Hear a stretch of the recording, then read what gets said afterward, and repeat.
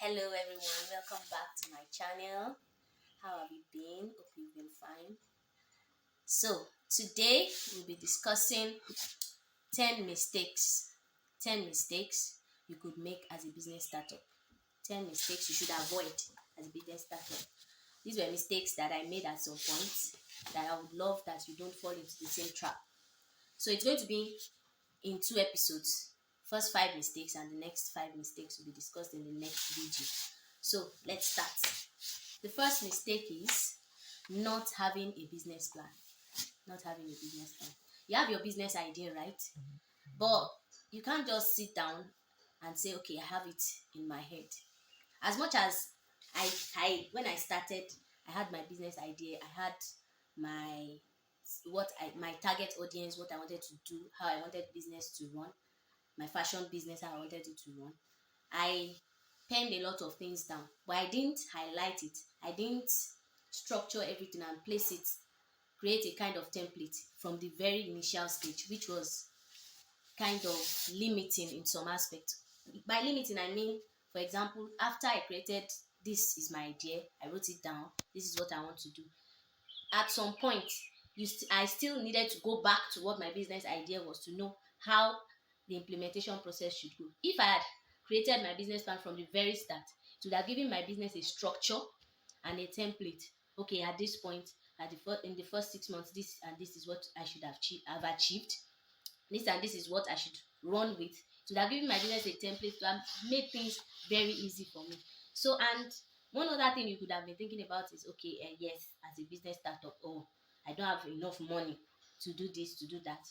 If you don't have enough money to pay somebody to do the business plan for you and write it, you can as well go online, download template or something.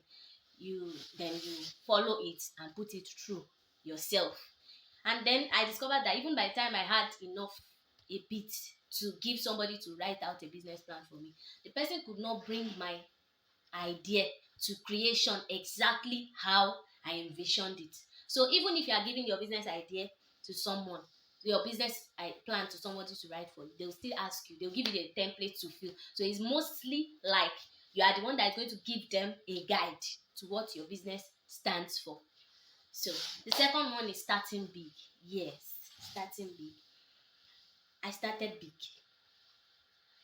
My own starting big was not in form of maybe I employed 17 workers and all that. No. I started big in the sense that I could have started from a very small office space and then grew that way. But I went to, in the bid to look for a very good location and all that, I got an agent that gave me by the roadside. My place was by the roadside. It was a very good location, and but the rent was too high for a startup. It was too high for a startup. So for me, that taught me a lesson after some time. After some time, I had to sit down and reevaluate, and I relocated. It was a bit hard for me because I felt, oh, people already have this image of the business and all that. So for me, it taught me a lesson that I would have started. Not that I say, okay, you go from grace to grass just because you want to start small. No, but starting big. That I'm talking about. Okay, let's give this analogy. If for your business, for my fashion business now, for example, for the way I started, if my own estimate for small, medium, and large scale, for small, if it was 500,000 naira, for medium, if it was supposed to be maybe 1.2 million naira required to start up, and for let's say large scale, if it was supposed to be for a startup, if it was supposed to be 2.5 million naira that was supposed to be used to start up, and assuming I had 2.7 million naira or you have 2.7 million naira, my advice to you is go for the small or medium scale startup level of range and then begin to grow from there. The reason is this: naturally, for your business, you need a cash flow, you need money to run the business daily. Then, if you have a staff, you need to pay the staff, and so many other things. So, to keep that in check, you still need some cash that needs to be put into the business to keep it going.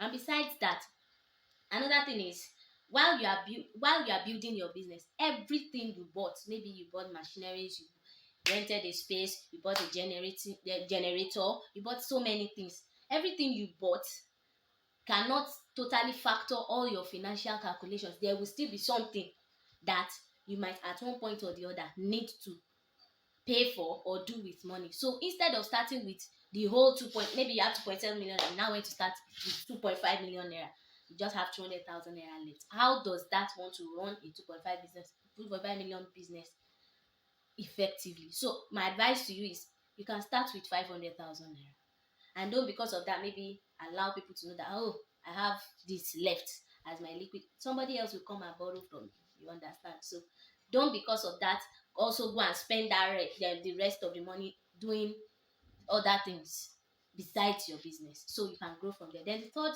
is not getting the required technical know-how. I remember when I started my business, I was, to be frank, as a fashion startup, I learned in like 3 different places before I even started business at all.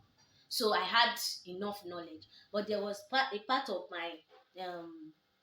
my technical know-how, which was the male wears, that I didn't really have knowledge about, because I only learned male wears in one place. The two other places where I learned, it was majorly female wears. So I had to go back and learn them more. When my husband was saying, oh, try to improve yourself, so that when you get, my husband is always of the opinion that, for example, if you have a staff and the staff is supposed to do this and the staff can't do it well, if you don't have the technical know on that machine or whatever, you can't take up that job or teach that staff the better way to do the job. So having the technical know will help you to go very far. And it also helps you as your business unfolds. It helps you to know what to do as at when due. You might say that, okay, why will I learn male wears when the first thing I'm starting is female wears? I'm learning male wears when I only have a female mannequin. No. The day you would have a male mannequin and you have an outfit for the male wears, or you employ somebody to be doing the male operation of your business for you, it won't be difficult for you to oversee that business. The fourth one, sorry, is being absent in your business. This one, I must say that being absent in your business will not help you at all.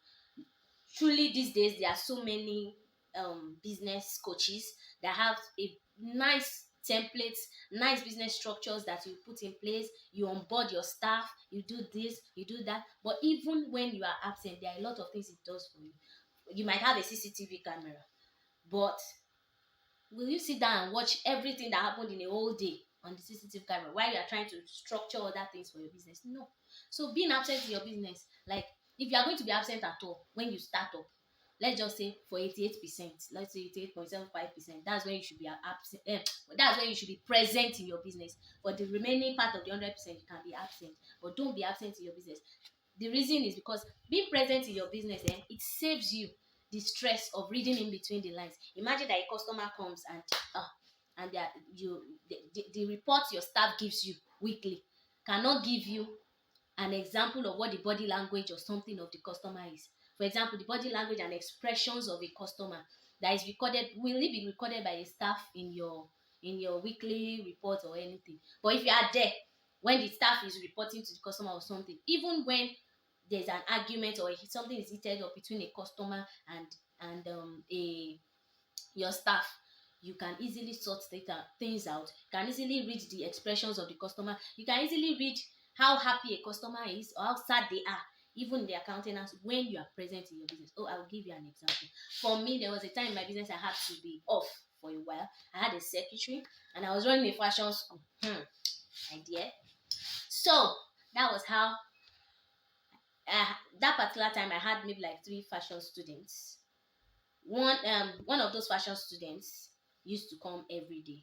The rest come 3 times a week, 5 times a week. So some of those days, maybe she came and she was supposed to do some practice work and I'm not around. I didn't know that, my dear, in a fashion business, they already started selling gari and epa, granuts and gari. Can you imagine? So my secretary was the one selling granuts, and my fashion student was packaging gari and bringing, and I didn't know until people, because where our fashion outlet was then, it's a story building, like I think there were 4 floors up, we're on the ground floor. So until people started asking, people from the other offices, lawyers and all that, and accounting firms upstairs started coming down to ask for granite, and I'm like, really? In my fashion outlet? It's not bad that they are selling that, but if there was a kind of agreement or something it's there's a way they could have done it that people will not even think that okay, it's Gary and granite we are selling in the outfit until I got to know. Can you imagine? If I was not absent, I would have known early enough and handled the situation properly. So now to the fifth one. Running with people who do not have like minds. Oh my god, this can be draining emotionally.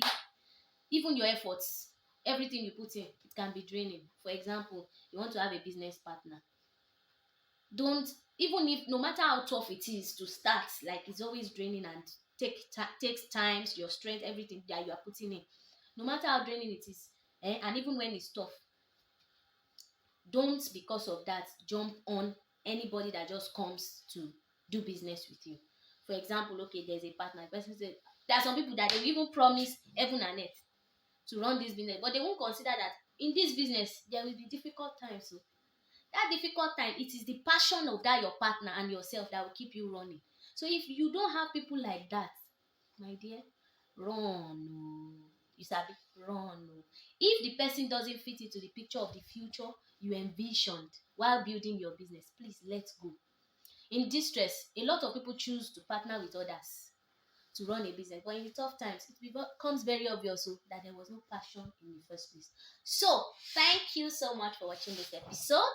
We'll see you in our next episode where we'll be discussing the remaining 5 mistakes you should avoid when starting your business, especially your fashion business. So, have you liked this video? Have you subscribed? Please share if you find it useful and comment in the comment section. Thank you. Drop your questions too. I'll answer them. Thank you. Bye.